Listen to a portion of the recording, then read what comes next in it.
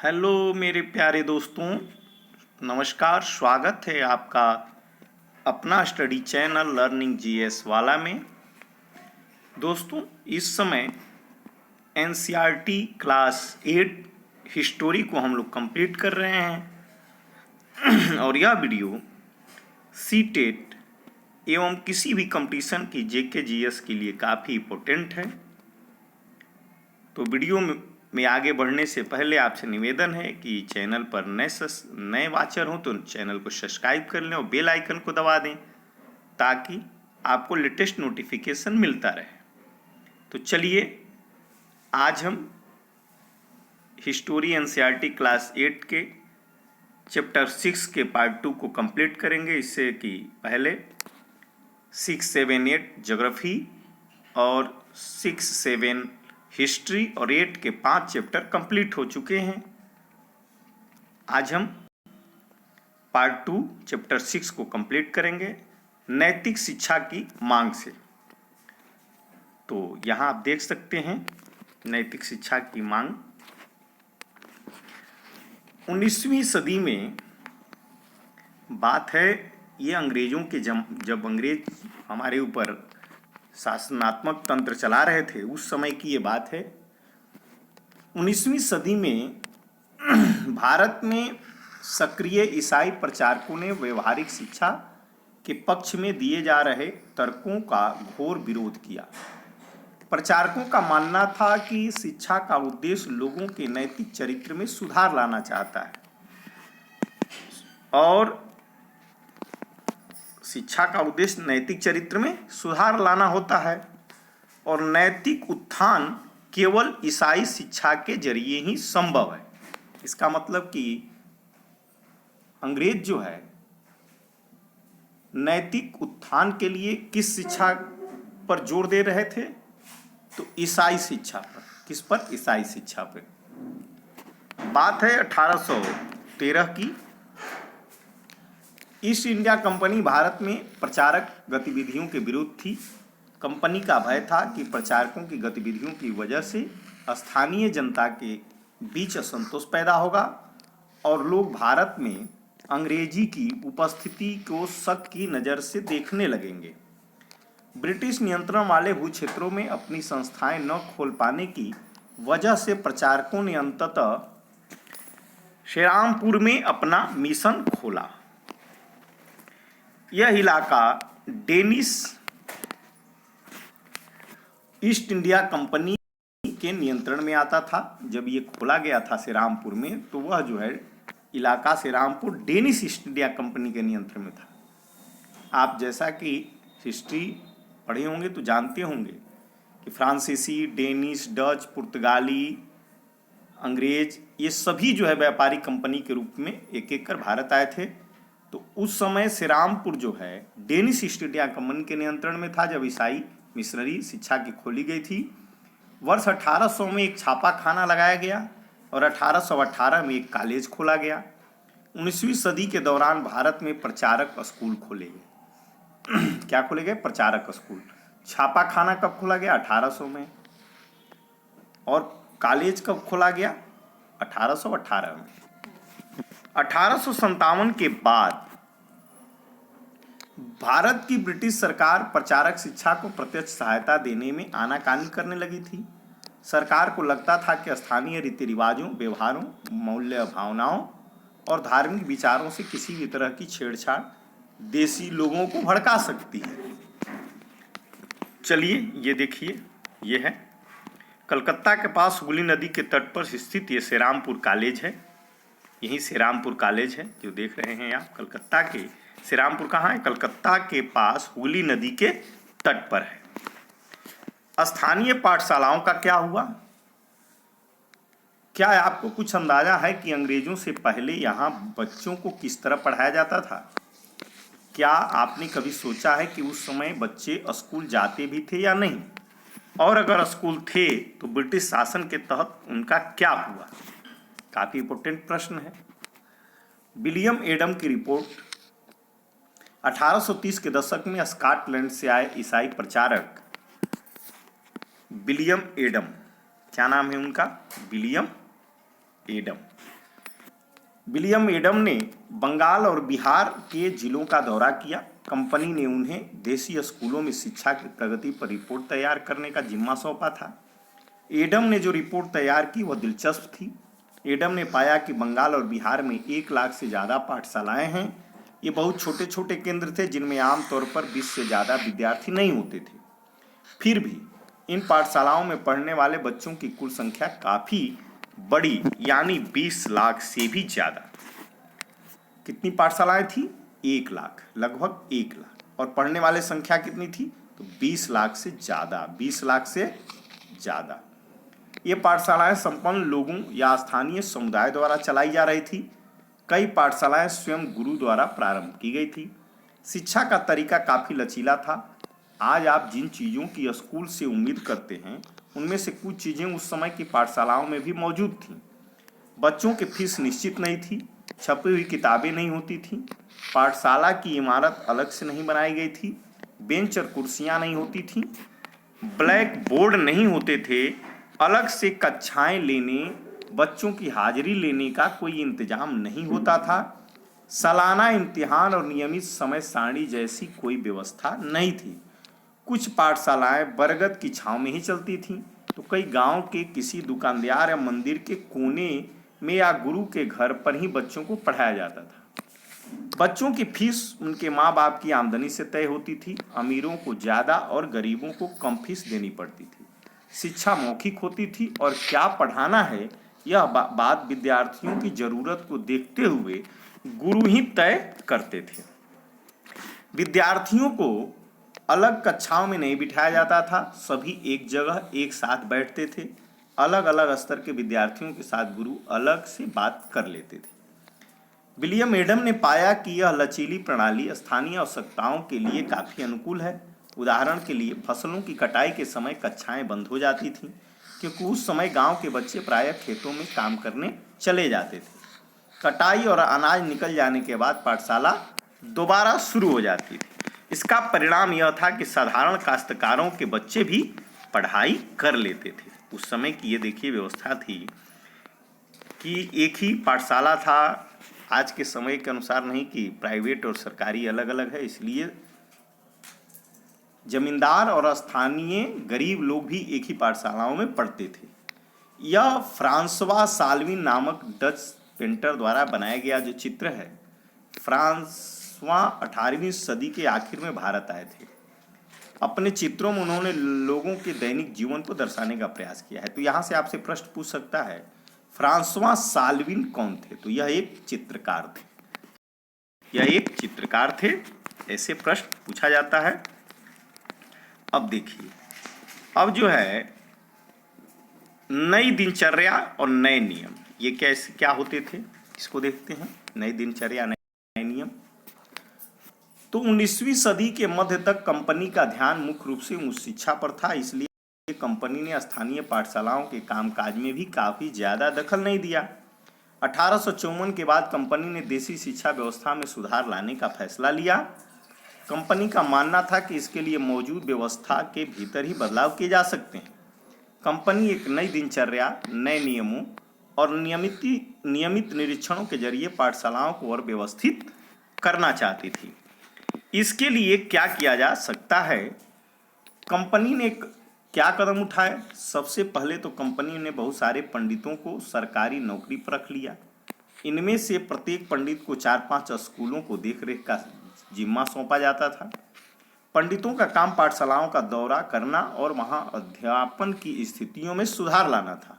प्रत्येक गुरु को निर्देश दिया गया कि वे समय समय पर अपने स्कूल के बारे में रिपोर्ट भेजें और कक्षाओं को नियमित समय सारणी के अनुसार पढ़ाएं। अब अध्यापन पाठ्य पुस्तकों पर आधारित होगा और विद्यार्थियों की प्रगति को मापने के लिए वार्षिक परीक्षाओं की रूपरेखा तैयार की जाने लगी। विद्यार्थियों से कहा गया कि वे नियमित रूप से शुल्क दें, नियमित रूप से कक्षा में आएं, तय सीट पर बैठें और अनुशासन के नियमों का पालन करें। नए नियमों पर चलने वाली पाठशालाओं को सरकारी अनुदान मिलने लगे। जो पाठशालाएं नई व्यवस्था के भीतर काम करने को तैयार नहीं थी, उन्हें कोई सरकारी सहायता नहीं दी जाती थी। जिन गुरुओं ने सरकारी निर्देशों का पालन करने की बजाय अपनी स्वतंत्रता बनाए रखी, वे सरकारी सहायता प्राप्त और नियमों से चलने वाली पाठशालाओं के सामने कमजोर पड़ने लगी। इन नए नियमों और दिनचर्या का एक और भी नतीजा हुआ। पहले वाली व्यवस्था में गरीब किसानों के बच्चे भी पाठशाला में जा सकते थे, क्योंकि शालाओं की समय सारणी काफ़ी लचीली होती थी। नई व्यवस्था के अनुशासन की मांग थी कि बच्चे नियमित रूप से स्कूल आएँ। अब कटाई के मौसम में भी बच्चों का स्कूल में आना जरूरी था, जबकि उस समय गरीब घरों के बच्चे खेती में काम करने जाया करते थे। अगर कोई बच्चा स्कूल नहीं आ पाता था तो इसे अनुशासनहीनता माना जाता था, यानी बच्चा पढ़ना लिखना ही नहीं चाहता। अब देखिए, ये अरविंद घोष हैं। इनके थोड़ा सा यहाँ देख लेते हैं गतिविधियाँ क्या हैं। कल्पना कीजिए कि 1850 के दशक में गरीब परिवार में पैदा हुए। आप बताएं कि सरकार द्वारा नियंत्रित पाठशालाओं पर आपकी क्या राय होगी। क्या आपको मालूम है कि प्राथमिक स्कूलों में दाखिला लेने वाले बच्चों में से लगभग 50% बच्चे 13 से 14 साल की उम्र तक पहुँचते पहुँचते स्कूल छोड़ चुके होते हैं। क्या आप बता सकते हैं कि स्थिति का कारण क्या है। अरविंद घोष एक अच्छे समाजवादी और राजनीतिज्ञ थे। इनके बारे में देखते हैं। अरविंद घोष ने 15 जनवरी 1908 को बॉम्बे, जो अभी मुंबई है, में अपने एक संभाषण में राष्ट्रीय शिक्षा पर बोलते हुए कहा कि इसका लक्ष्य छात्रों में राष्ट्रीयता का भाव जागृत करना है। इसके लिए अपने पूर्वजों के साहसिक कार्यों पर गहराई से चिंतन करना आवश्यक होगा।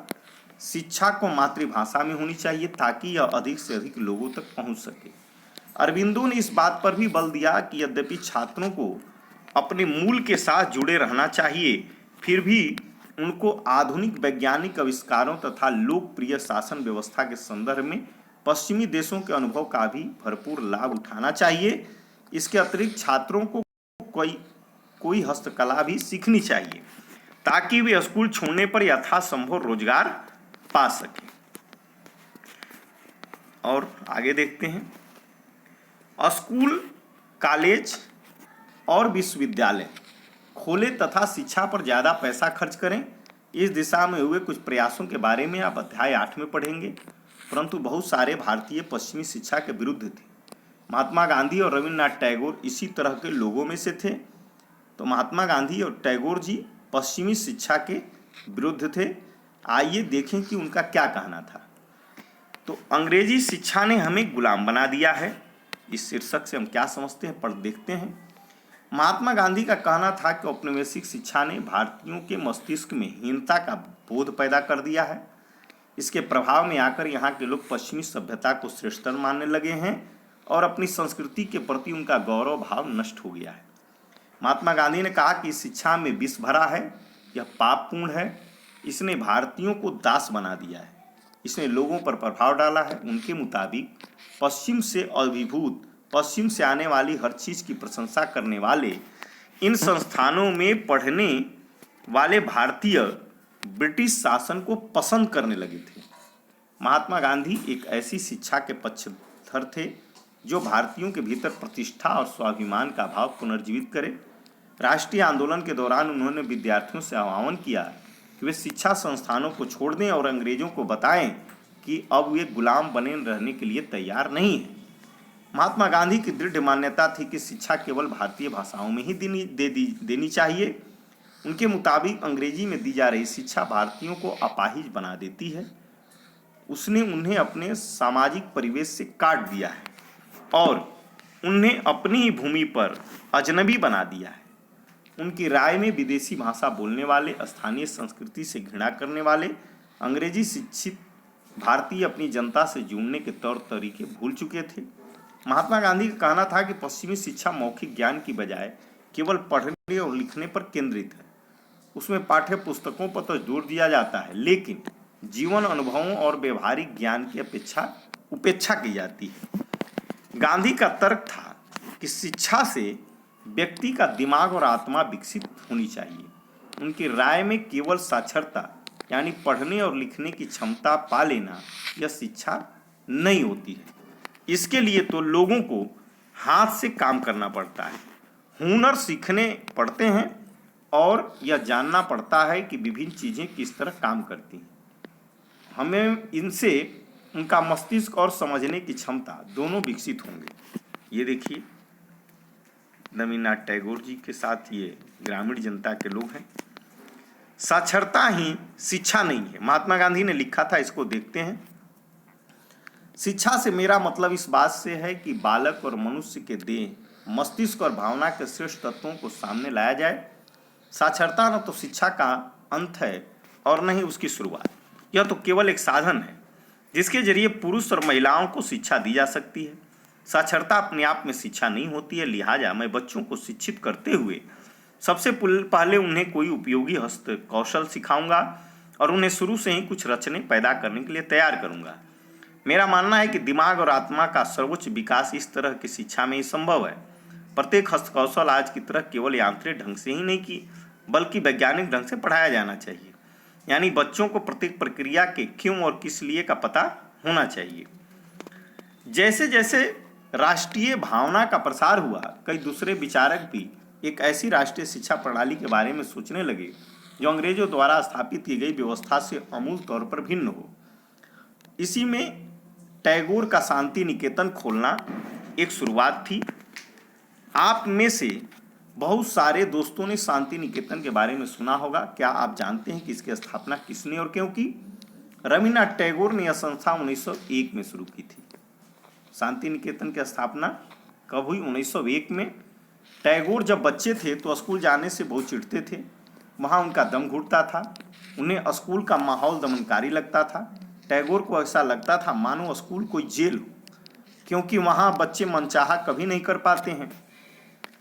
जब दूसरे बच्चे शिक्षक को सुन रहे होते हैं, टैगोर का दिमाग कहीं और भटक रहा होता था। कलकत्ता के अपने स्कूल जीवन के अनुभवों ने शिक्षा के बारे में टैगोर के विचारों को काफ़ी प्रभावित किया। जब वे बड़े हुए तो उन्होंने एक ऐसे स्कूल खोलने के बारे में सोचा जहां बच्चे खुश रह सकें। यह देखिए, ये टैगोर का शांति निकेतन कलकत्ता में है। उस समय का यह फिगर है, जहां वे मुक्त रचनाशील हो, जहां वे अपने विचारों और आकांक्षाओं को समझ सके। टैगोर को लगता था कि बचपन का समय अपने आप सीखने का समय होना चाहिए। वह अंग्रेजों द्वारा स्थापित की गई शिक्षा व्यवस्था के कड़े और बंधनकारी अनुशासन से मुक्त होना चाहिए। शिक्षक कल्पनाशील हों, बच्चों को समझते हों और उनके अंदर उत्सुकता, जानने की चाह विकसित करने में मदद दें। टैगोर के मुताबिक वर्तमान स्कूल बच्चे की रचनाशीलता, चकित होने के उसके स्वाभाविक गुण को मार देते हैं। टैगोर का मानना था कि सृजनात्मक शिक्षा को केवल प्राकृतिक परिवेश में ही प्रोत्साहित किया जा सकता है।